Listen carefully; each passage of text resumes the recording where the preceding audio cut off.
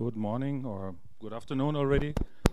I'm sorry I cannot speak Romanian except for 10 words or so. So you have to go on with English. Hopefully this is okay. I would like to give you an introduction into the offering that NETAPP has for cloud computing services. My name is Lamprecht, responsible for Romania and a number of other countries in the region. So I think some of you have already seen in some of the past events that Agora has done. Let me give you an overview of what we do. What are the important things if you move to the cloud? And I think by now you have certainly understood what are the reasons to go there. There's only one reason: to save money. There is no other reason. This is it. But there's a lot of barriers and problems, like, let me see, multiple hardware architectures. Top cloud barriers are, these things are still not compatible. Now, servers are quite compatible, but storage is not, and the networking and the software is not at all. So, quite difficult. Lack of integrated management. No single vendor can realistically do it all. Some people say they can do it, but then it's not optimal. It means you have to integrate products from different vendors. There's a lot of hype and quite some lack of substance, we would say. So, what NETAPP can do here? We are the number two in network storage worldwide. Hopefully on the way to number one, growing more than any other company. We just released another 21 or 22% growth 1 week ago for the last quarter. So that is great for us. Why NETAPP on the storage area? Because we have a single future-ready architecture in storage. This is why cloud computing companies go with us, and you will see a lot of examples. Then we have an integrated management suite called On Command that addresses this lack of integrated management. And then we have a very, very good partner, we could call it ecosystem. Very good cooperation with lots of the top partners, the top vendors worldwide, from networking, Cisco, Brocade, whatever you know, to hardware vendors from Fujitsu to, and the Fujitsu guys actually are our distributor here, to Cisco, as I mentioned, Oracle, Microsoft, VMware, Citrix, anyone you know. We are very much and very deeply cooperating with them and integrating their offerings with NETAPP offers. And we have a lot of proven practical implementations. One of those things, as you see, it's already said over here, over 1 billion end users receive cloud services on NETAPP. Much more than 1 million now. If you look at Yahoo Mail, they say it's now approximately, the last number I saw yesterday, 500 million people running only on NETAPP. iTunes, you know, and Facebook, you know, and a lot of others. So the count that we have is certainly 1 billion and more people somewhere worldwide are working on a storage that comes from NETAPP, which is quite substantial. Why we can do that is because we address the cloud offering, the cloud barriers and the cloud problems quite well. So let's go back to what are the typical flavors of cloud computing. Actually, we see two: private cloud and public cloud. And this is what IT managers, IT leaders have to look at. You know, coming from dedicated architectures which they own, to outsourcing in public cloud, or to do something like internal outsourcing, which we could call private cloud. So why do they do it? Again, competing on cost and deliver better agility in business, being faster. So it's all saving time, saving money. If you go outside, same thing. You have to go with some service providers that give you new levels of cost and efficiency, and also responsiveness. Of course, you get a lot of things when you go towards cloud computing. You do not need to care for the hardware. You don't need to care for backup and recovery. They need to do that. But you must be sure that they do it well. So this is typically what we see happening all over the world. Now, still, many companies still have what we could call application-based silos. So you have an application and a server or many servers and some storage connected. Quite often still direct attached storage. This is moving more and more to, we could call it zones of virtualization. So servers are being virtualized all over. You know, VMware, Hyper-V, Citrix, these people do a marvelous job in helping to virtualize on the server side. The same happens on the storage, so you can use storage. That's what we do and produce. Networked storage means you can have lots of servers connected to one piece of storage. So for example, backup becomes easier. You don't need to do backup on each and individual server. You do it on the storage. Recovery becomes much easier, of course. All of that, the management of storage becomes much easier if you go networked storage. And from here we go to things like private cloud, public cloud, and hybrid, meaning a mixture of private and public. So if we look at some of the let's say definitions, private cloud, what we would call is what happens behind the firewall of an enterprise and it's closed to the public. So it can happen inside companies. Oh, this thing is falling apart. Okay, no problem. I'll put it here so it still works. And there's a lot of companies, big companies typically, who do that. You know, they have their internal cloud set up. We have a company in Austria called Magna. They are a very big manufacturer delivering parts for cars, even building cars like the Mercedes M and some Voyager, Chrysler. They do so those cars that the big companies don't do in 100,000s, but they do 10,000, 5,000, and they have since quite a number of years already internal cloud services. They have about 20 NETAPP systems, and they deliver storage on demand with various service levels to their internal users. And I've seen that, and it works perfectly, and they have everything up to how much they charge for a platinum service and for a gold and bronze service, because not everybody needs the highest possible service. Highest costs most. Public cloud, that is, oh no, that doesn't work anymore, but it vibrates. That's funny. So maybe it's a kind of telephone. Public cloud, that is what is accessible by general purpose, by consumers like we are. Thank you very much. Like we are, and it's of course it's public, so everybody can use the internet, dial in, and go in and have cloud services. Yesterday here in the hotel, I watched some German. They have 3 German TV channels, and I saw an advertisement by Deutsche Telekom to go for public consumers, users like we all are, to use their cloud services. So this is happening. And hybrid would be, again, private clouds linked into public clouds. So, but how do you start with that? Because it all starts with applications. So it's very important that people understand it's not, you don't put everything into the cloud, or you keep everything in your own IT area. You have to think, what can I put favorably into cloud, into which part of cloud? So we look at 2 axes here. Operational flexibility. How easy is it to react to changes? So if you need more resources, can you have them in the same day, same hours, same minute? Or does it take 6 weeks until you get more? This is not really fast. Variable workloads. How easy can you adapt?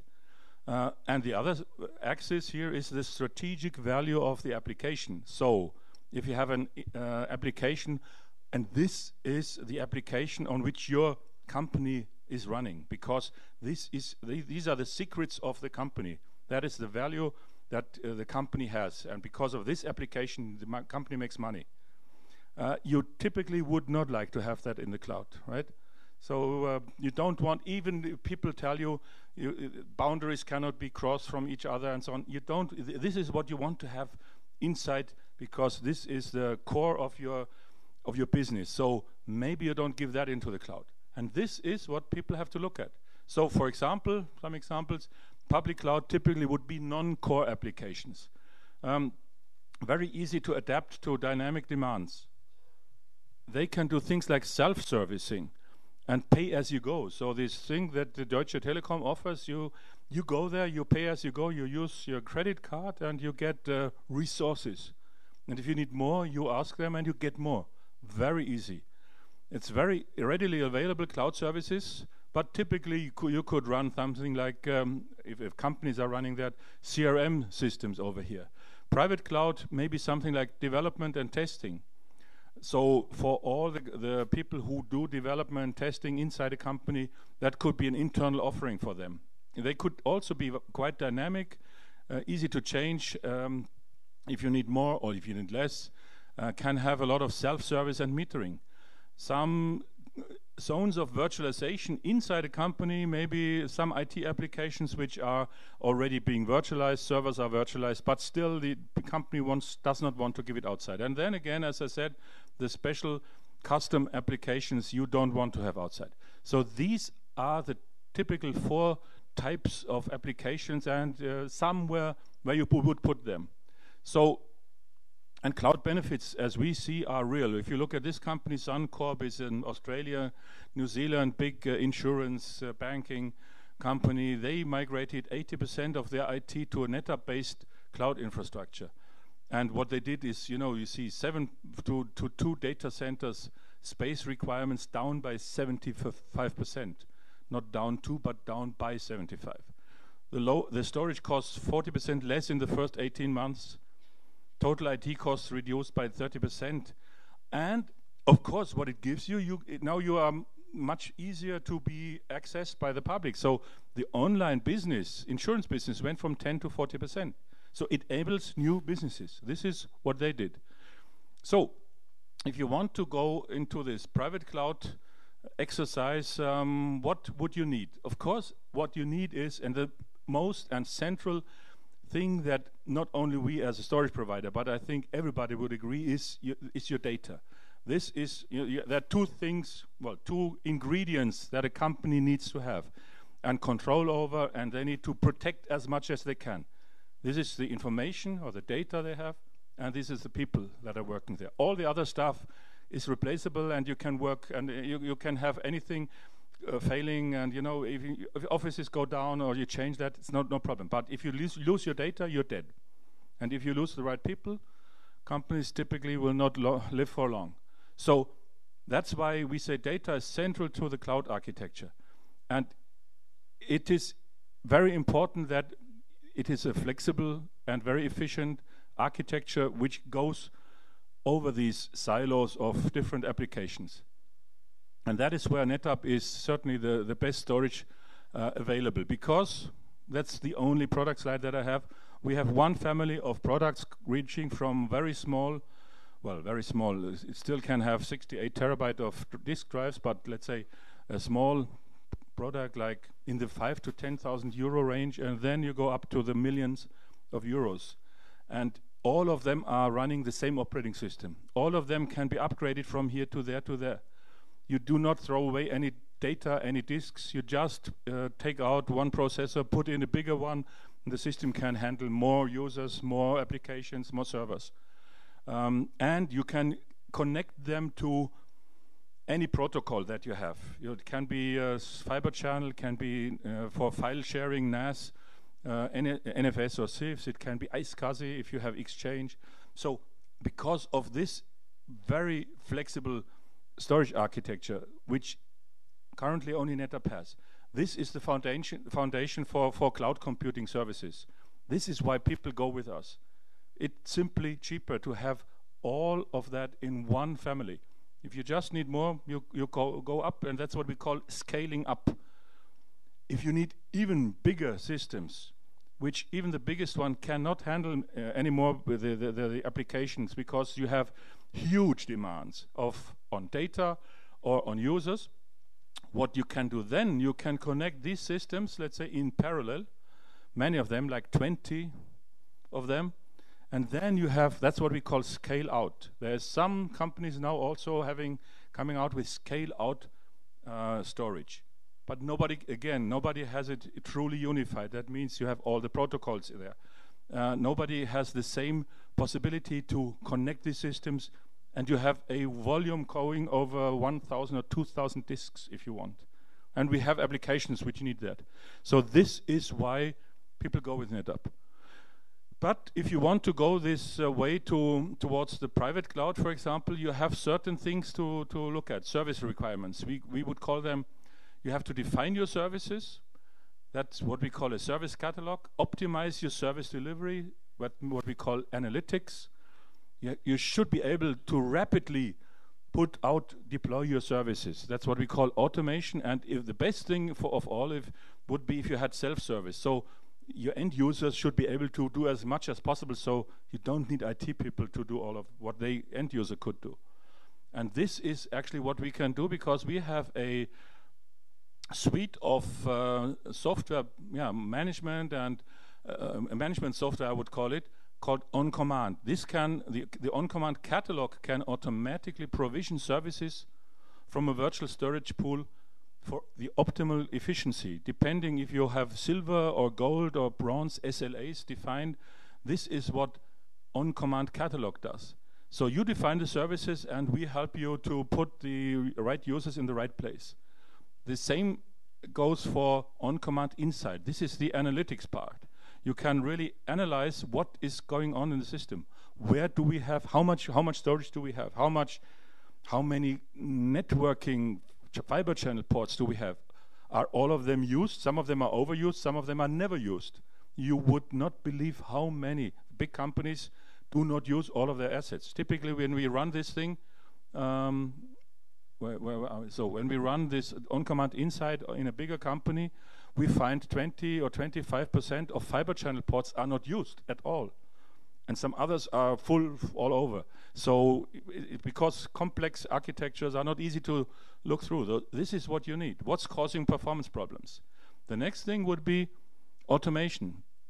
So on-command allows you to move virtual machines or data within the cloud and automatically have the policy that you have defined for them follow. Why would you use that? Because it may be that you have a preventive maintenance. Sometimes you have that and you need to move all the users on one infrastructure piece, like on one piece of storage and a set of servers, to another one. Or you want to upgrade. Typical, if you are growing and you are at 100% performance all the time, so you need bigger controllers in order that users don't even notice that. You have to move them temporarily to another place, to another storage, to some other servers, and all of that you can do with NetApp storage combined with, for example, VMware. If you run VMware sessions, you do not feel it as a user. You move it over. We call it data motion, this piece of software. When you have created or completed your upgrade, you move back. People have not noticed, and that's what happens. So this automation piece is incredibly important. And it goes together with VMware, with Microsoft System Center, with Oracle, SAP, a number of Microsoft applications like Exchange and others. This is where the savings come from. And that is why the big companies can give the savings to users, because they have to be significantly cheaper than on-premises IT, than your own IT, in order that people go to the cloud.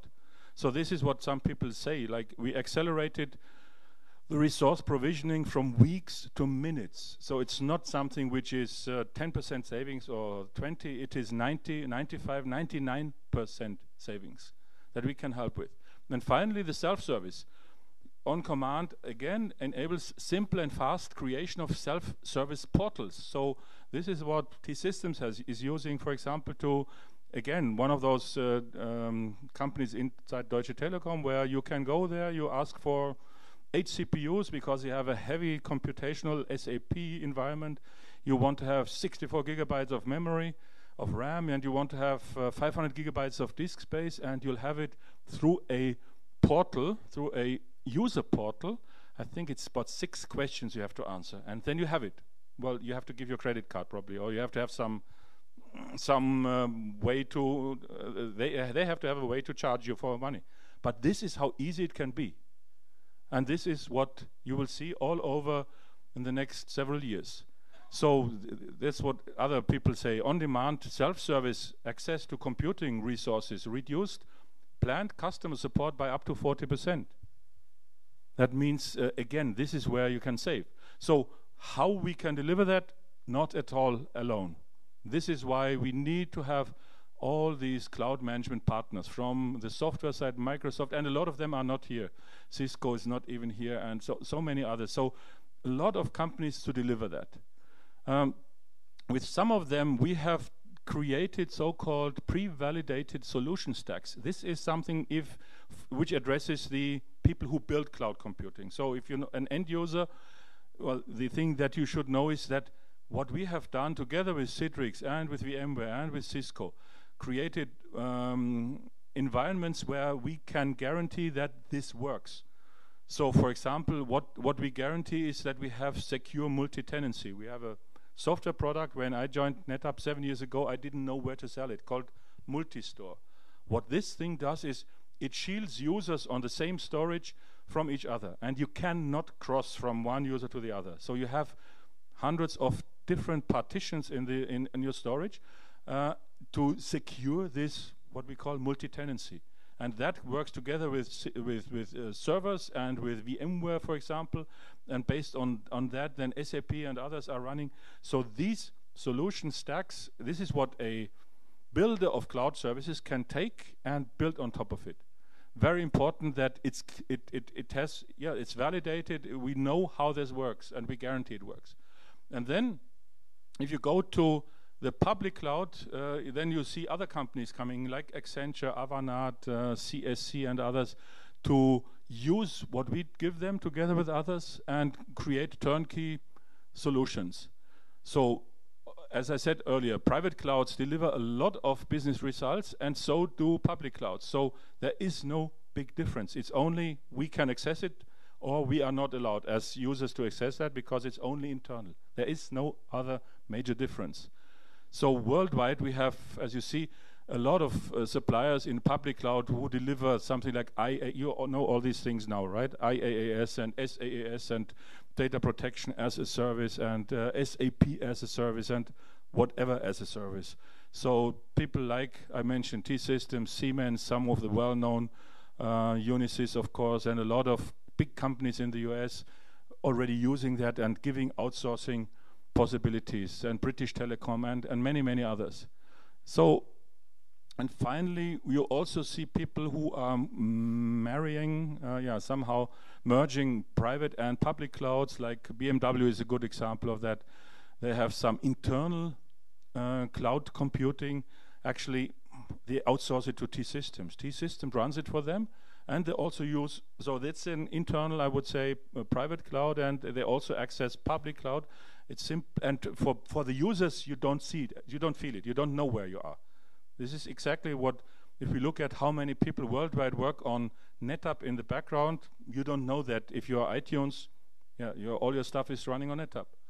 So that's why we believe we have a very good foundation for the cloud computing services, very flexible, efficient foundation, great partners here, and people, if they go with us, they can create very easily cloud offering. And finally, I have some of the examples here, and you will always see the same numbers, very fast return on investment, a lot of money saved, and faster, like 3 months less for development and testing. And sometimes you see extremely savings, like 96% faster running reports for business analysis. And this goes over and over, 3 times growth and shrinking costs. So this is something people would love to have. You see, got to the market much faster. Blackboard is an educational outsourcer, leading provider of e-education software. For example, I think the University of Bucharest is running also on Blackboard in some of their stuff. So we have some NetApp systems there where I know that we didn't even sell them. They come from the provider, from Blackboard. And T-Systems I mentioned, they are the largest SAP outsourcing company in Europe, with big companies like Porsche and Shell and Airbus and BMW and what have you. And this is typically what they offer. This is why Porsche, Shell and others do that, because they offer 30% lower cost than if Porsche or Shell or others would do it on site. That's more or less it. Mulțumesc. Thank you. Întrebări? Any question? Întrebări dacă aveți pentru domnul Lamprecht?